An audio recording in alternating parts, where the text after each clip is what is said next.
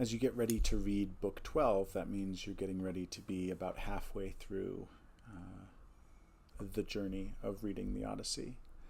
And one thing that starts to dawn on us at this point is just how lucky we are to have the written word and to have the Odyssey preserved for us. And Homer didn't have that. Homer, the composer of the Odyssey, all signs point to having learned how to tell stories in a pre-literate age. And then this story is handed down and then is finally copied down right at the end. And the copying down of the Odyssey freezes what was an oral tradition into a literary tradition.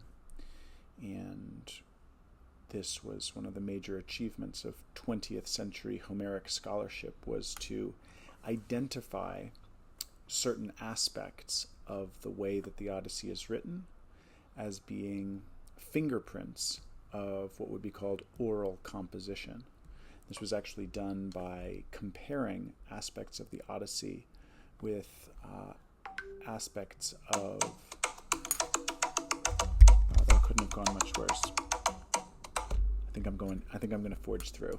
Sorry about that.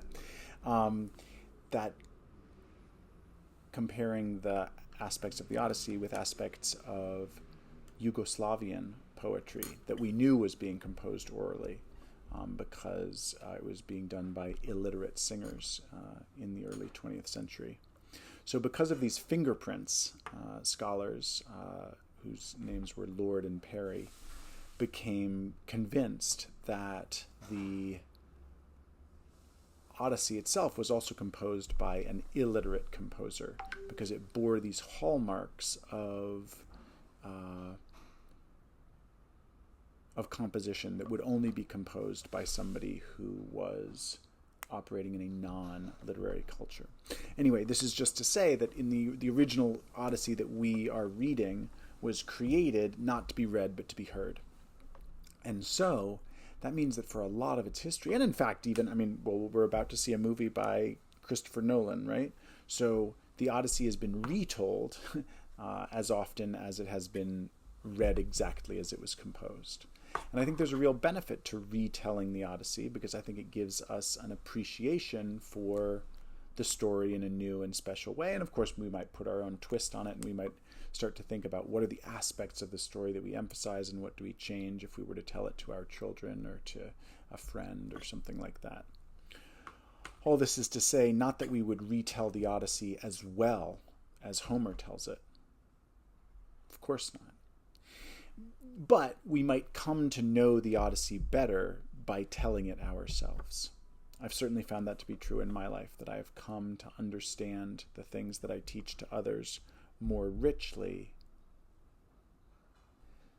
because I've taught them to others. So I think that art, of course, has the external purpose of being